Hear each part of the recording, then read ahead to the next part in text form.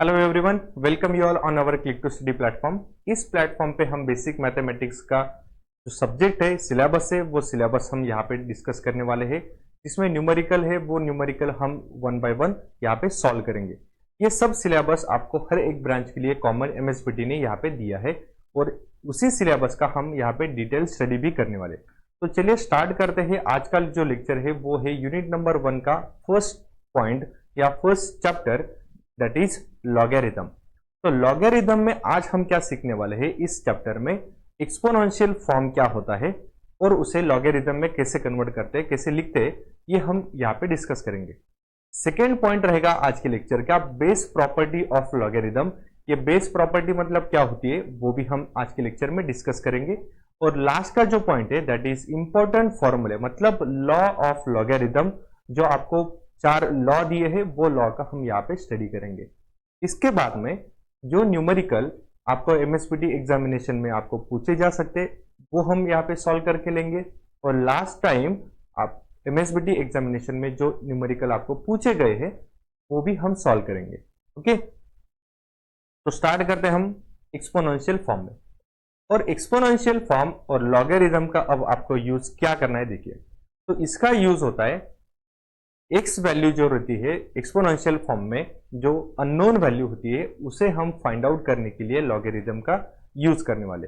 Okay, और logarithm का use करके ये जो सिंपल फॉर्म है, ये सिंपल फॉर्म में हम एक्स की वैल्यू कैलकुलेट कर सकते। तो यहाँ पे देख लेते कि इसका मतलब क्या है और एक्सपोनेंशियल फॉर्म मतलब क्या है।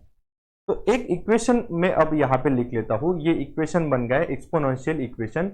ये एक्सपोनेंशियल इक्वेशन रहेगा y इज इक्वल टू, देखिए, y is equal to a raise to x।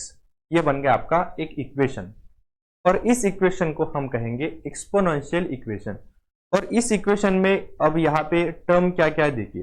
ये फर्स्ट टर्म हम यहाँ पे लिख लेते हैं। ये जो टर्म है इसे कहेंगे हम बेस टर्म।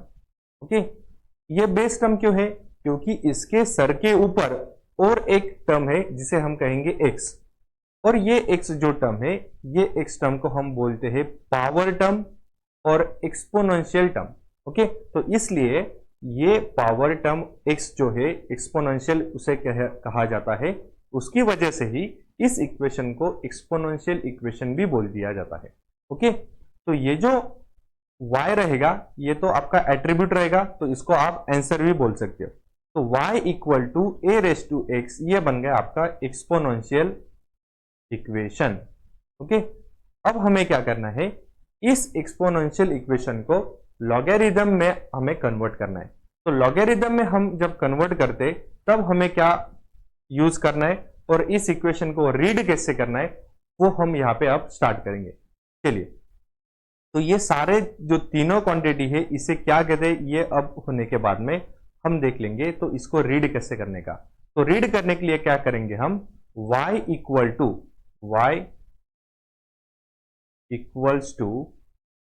यहां पे इक्वल टू की साइन है तो y term is equal to, आगे क्या है, बेस वैल्यू कितनी है a, तो y इक्वल टू a, इसके आगे x है, x इसके ऊपर है, तो ऊपर है मतलब वो पावर में है, तो a टू द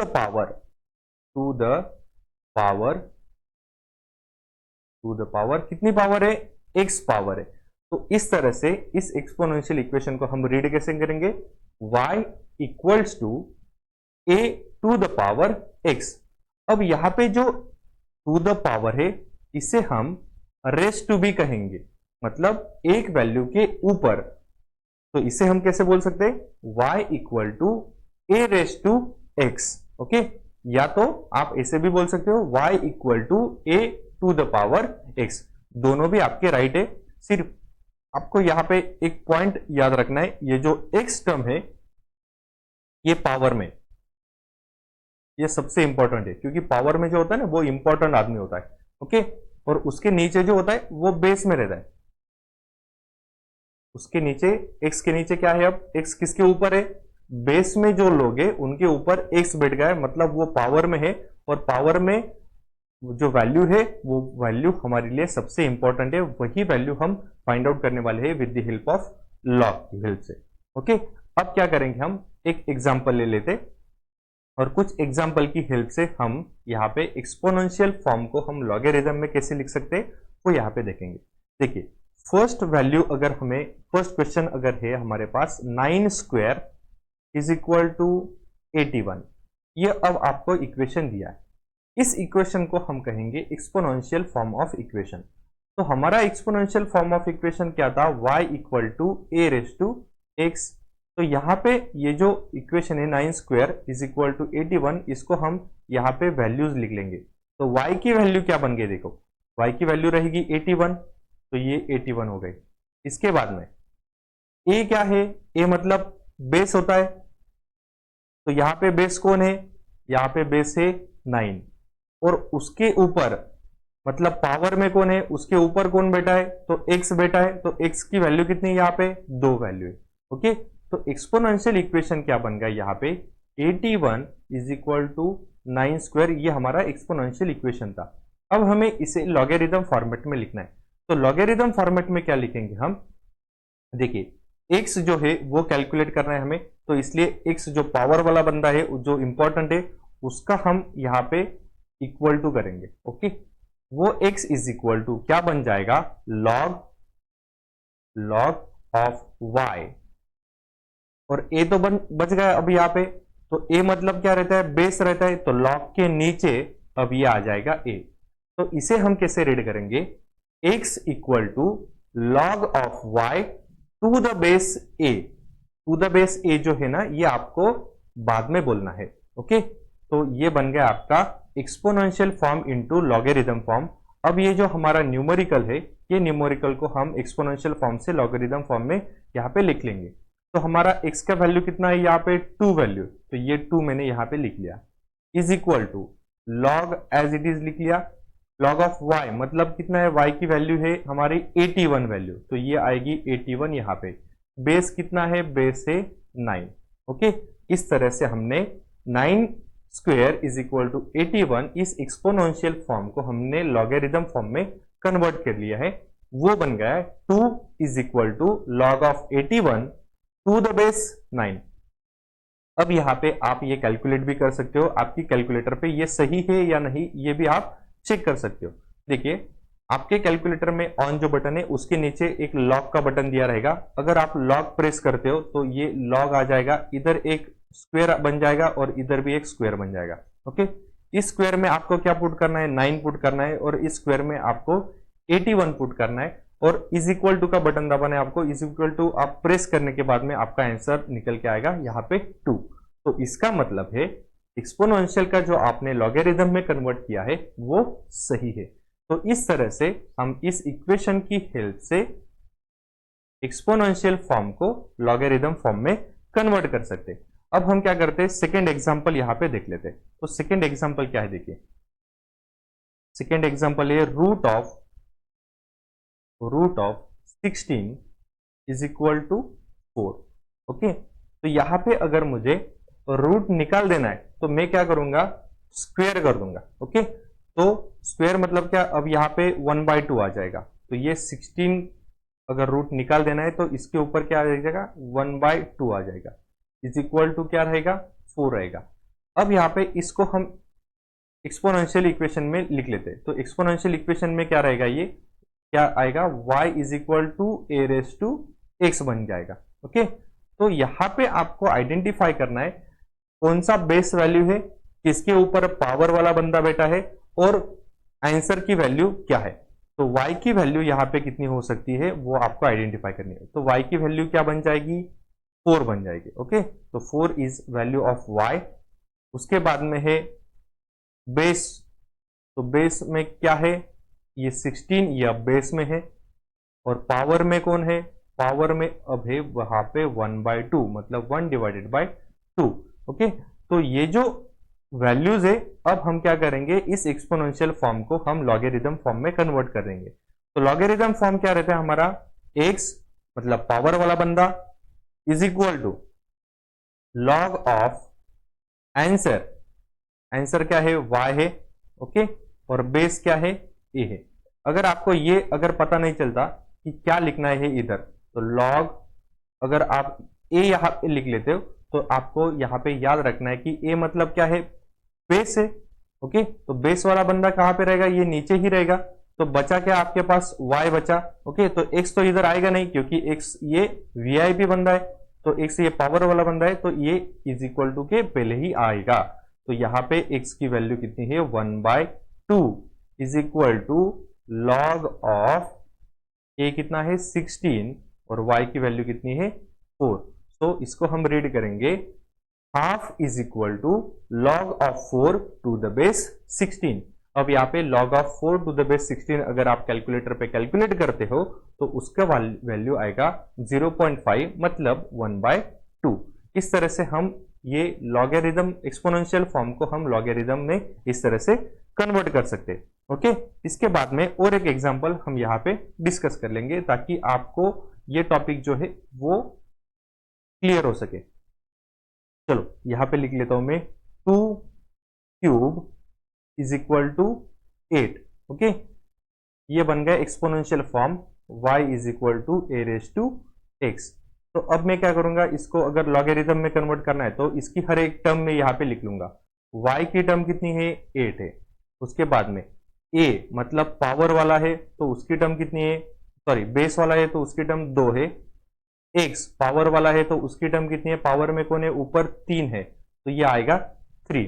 ओके, तो ये इक्वेशन बन के आएगा y मतलब 8 is equal to 2 cube. Okay, ये हमारा एक्सपोनेंशियल इक्वेशन है जो हमें प्रॉब्लम में दिया है, वो एक बार हम यहाँ पे लिख सकते हैं। ओके, तो इसको अब हमें क्या करना है, लॉगरिदम में कन्वर्ट करना है। तो उसके लिए हम क्या करेंगे, x is equal to log of y to the base a।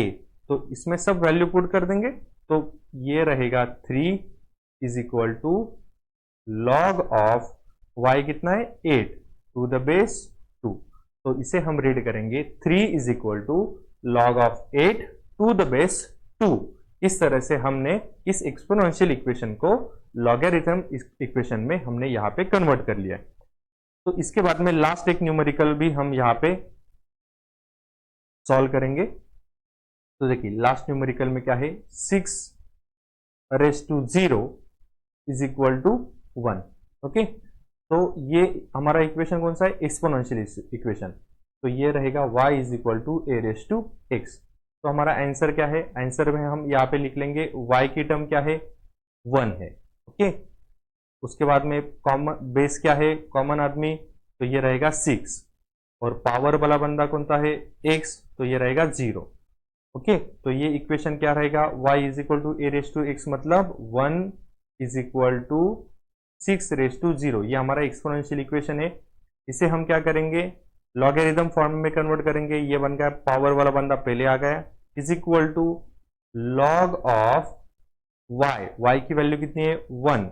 Okay, तो यहाँ पे मैं y ही लिख लेता हूँ टू द बेस a और मैं पुट कर दूंगा x की वैल्यू कितनी है 0 is equal to log of y कितना है 1 टू द बेस कितना है 6।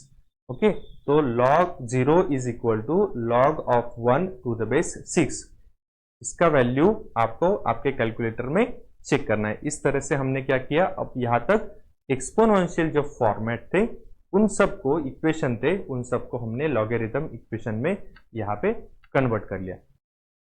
अब इसे कन्वर्ट करने के बाद में सेकेंड पॉइंट रहेगा बेस प्रॉपर्टी ऑफ लॉगरिथम। इसमें दो बेस प्रॉपर्टी आपको यहाँ पे इंपॉर्टेंट है। बेस प्रॉपर्टी में आपका आंसर है, एक बेस प्रॉपर्टी का 1 और दूसरे प्रॉपर्टी का आंसर है 0। तो अब यहाँ पे हम फर्स्ट बेस प्रॉपर्टी यहाँ पे डिस्कस करेंगे। ये बेस प्रॉपर्टी आपको किस लिए इंपॉर्टेंट है, अगर इस फॉर्मेट में आपको कोई क्वेश्चन पूछा जाता है तो उसका आंसर फिक्स कितना रहेगा, इसलिए ये बेस प्रॉपर्टी ये फिक्स आपको यहाँ पे दी जाती है। अब यहाँ पे बेस प्रॉपर्टी क्या है देखिए, लॉग ऑफ, लॉग मतलब logarithm, log of 1 to base b is equal to 0। इसका मतलब क्या है, अगर लॉग ऑफ 1 रहेगा और बेस में कोई भी वैल्यू रहेगी, b क्यों लिखा मैंने, कोई भी अगर वैल्यू रहती है 1 2 3 4 5 6 7 8 9 0, इसमें से कोई भी अगर वैल्यू रहती है तो उसका आंसर आएगा 0। तो log of 1 to the base anything is equal to 0, ये रहेगा बेस प्रॉपर्टी फर्स्ट। मतलब अगर मैं यहाँ पे ऐसे लिख लेता हूँ log of 1 to the base 2, तो इसका आंसर आपको कैलकुलेट करने की जरूरत नहीं है, वो आंसर आएगा 0। तो log of 1 to the base 3, इसका भी आंसर कितना आ जाएगा? 0 आंसर आएगा। उसके बाद में है log of 1 5, इसका भी आंसर कितना आ जाएगा? 0 आंसर आएगा। तो इस तरह से बेस में कोई भी वैल्यू है और log ऑफ 1 है तो उसका वैल्यू यहाँ पे रहेगा, पावर का वैल्यू 0। ओके, तो ये फर्स्ट प्रॉपर्टी हो गई। सेकेंड प्रॉपर्टी क्या देखिए, log of m to the base m is equal to 1। इसका मतलब log ऑफ एनीथिंग, और जो वैल्यू है m की वैल्यू, वही वैल्यू अगर बेस में भी रहती है, मतलब y की वैल्यू और x की वैल्यू। अब यहाँ पे ये इक्वेशन क्या है, इस इक्वेशन को हम क्या करेंगे, y is equal to sorry log is equal to y, ये बेस में आ गया a और यहाँ पे आ गया x। ओके, ये हमने लास्ट न्यूमेरिकल जो सॉल्व किया ना उसमें भी यही इक्वेशन था। तो यहाँ पे y की वैल्यू और a की वैल्यू, मतलब बेस की वैल्यू और आंसर की वैल्यू अगर सेम होती है तो x यहाँ पे आपको कैलकुलेट करने की जरूरत नहीं है, वो उसकी वैल्यू कितनी आएगी, ये वैल्यू आएगी आपकी 1। तो इसे हम कुछ ऐसे भी लिख सकते हैं, log of 5 to the base 5, इसका आपको कैलकुलेशन नहीं करना, इसको आपकी वैल्यू बन जाएगी 1। log of 7 to the base 7, ये आएगा 1। log of 8 to the base 8, ये भी आएगा आपका 1। मतलब y और a की वैल्यू अगर सेम है तो x की वैल्यू जो है वो 1 रहेगी, और log ऑफ y की वैल्यू 1 है और बेस में कोई भी वैल्यू है तो आंसर रहेगा आपका 0। ओके, ये दो हो गई बेस प्रॉपर्टी ऑफ लॉगरिथम। तो इसके बाद में इंपॉर्टेंट फॉर्मूला में जो पॉइंट हम आज डिस्कस करने वाले हैं वो पॉइंट रहेगा law of logarithm, laws of logarithm. तो इसमें सबसे फर्स्ट पॉइंट क्या देखिए, और ये साइन आपको यहां पे याद रखनी है। ओके, निगेटिव या डिवाइड या मल्टीप्लिकेशन या एडिशन, इसमें क्या होता है वो आपको सिर्फ याद रखना है। देखिए, log of m into n to the base a, ये तो कॉमन मैन हो गए। ओके, ये आएगा बेस में। अब ये m इंटू n, ये बन गया y इज इक्वल टू, ये कितना रहेगा, इसका हमें फॉर्मूला देना है। log of m into n divided base a, इसका फॉर्मूला क्या बन जाता है, इसका लॉ क्या बन जाता है, देखिए log of m to the base a plus log of n to the base a। अब यहां पे आपको याद कैसे रखना है, देखिए यहां पे हमने मल्टीप्लाई लिया था, इस मल्टीप्लीकेशन को आप अगर रोटेट करते हो ना इस साइन को, तो ये बन जाएगा प्लस। तो मल्टीप्लाई और प्लस यहां पे मतलब एडिशन, ये दोनों का रिलेशन बन गया। तो m मल्टीप्लाई बाय n है, तो आंसर आएगा आपका log m to the base a plus log n to the base a। Okay, multiply है इसलिए हमने एडिशन किया। ओके, सेकेंड लॉ क्या है, देखिए सेकेंड लॉ है log ऑफ, सेकेंड लॉ में डिवाइड है। Okay, m divided by n to the base a, okay, is equal to, अब यहां पे आपकी साइन क्या है, यहां पे डिवाइड साइन है। डिवाइड साइन मतलब एक लाइन मैंने यहां पे ड्रॉ कर ली। ओके, अब आपको याद क्या रखना है, देखो m और n ये तो आप सेपरेट करने वाले हो, तो ये क्या बन जाएगा log m to the base a, और दूसरा क्या है log n to the base a। इनके बीच में अब साइन क्या आने वाली है, ये जो डिवाइड साइन है ना, ये अगर डिवाइड साइन मैं यहाँ पे AC की AC लिख लेता हूं तो इसको क्या कहेंगे हम, माइनस कहेंगे। तो डिवाइड ये साइन बन गई आपकी माइनस की, और मल्टीप्लीकेशन इसका रिलेशन था आपका प्लस की ओर से। तो log m divided by n to the base a, इसका आपका फॉर्मूला रहेगा log m to the base a minus log n to the base a। ये आपका सेकेंड लॉ बन जाएगा। इसी तरह से थर्ड लॉ क्या है, देखिए थर्ड लॉ में है log of m raise to n to the base a is equal to, देखिए अब यहां पे क्या है, एक जो वैल्यू है x की वैल्यू, उसमें भी पावर आपको दी है, okay, m raise to n दिया है। तो अब हम इसे क्या करेंगे, ये जो पावर वाला है ना, वो पावर वाला क्या आ जाता है, पावर वाला मतलब स्ट्रांग पर्सन है। स्ट्रांग पर्सन कभी भी क्या होगा, पहले लाइन में बैठ जाएगा, मतलब आगे आगे निकल जाएगा। तो इसे हम क्या करेंगे, पावर वाला जो बंदा है वो रहेगा n, उसके बाद में रहेगा log of m to the base a। इस तरह से हम उसको लिख सकते हैं, मतलब n रेस टू m है या m रेस टू n है, जो पावर की टर्म रहेगी आपकी, वो पावर की टर्म log की पहले आ जाएगी और बाद में आपको एज इट इज वहां पे लिख लेना है। ये रहेगा आपका लॉ नंबर 3। अगर मैं इसे लिख लेता हूं कुछ एग्जाम्पल की हेल्प से, तो log ऑफ, यहां पे एक एग्जाम्पल लेंगे, log of 9 square to the base 4। तो हम इसको लॉ में कैसे कन्वर्ट कर सकते हैं, अब पावर में कौन है, 2 है, तो यहां पे मैं 2 आगे लिख लूंगा और log क्या रहेगा आपका 9 टू द बेस 4। ये बन जाएगा आपका लॉ नंबर 3। इसके बाद में लास्ट क्या है, देखिए लास्ट ये सबसे इंपॉर्टेंट है, आपको लास्ट पॉइंट में है fourth point, that is law of logarithm में log of m to the base a। तो इसको हम कैसे लिखेंगे, अब यहां पे देखिए n की टर्म नहीं है, इस log में बेस की वैल्यू कितनी है, a है, तो दूसरी तरफ हम क्या करेंगे, एक वैल्यू, रैंडम वैल्यू n हम कंसीडर करेंगे। तो इसका फॉर्मूला बन जाएगा log of n m divided by log of n a। मतलब ये जो a वैल्यू थी, बेस की वैल्यू, अब ये डिनोमिनेटर में y की टर्म में आ गई और हमने n जो है वो आर्बिट्री यहाँ पे base value, next base value हमने यहाँ पे ले ली। तो ये इसे हम रीड कैसे करेंगे, log of m to the base a is equal to log of m to the base n divided by log of a to the base n। और ये जो n वैल्यू है, ये n वैल्यू हमने क्या की, बेस वैल्यू यहाँ पे कंसीडर की।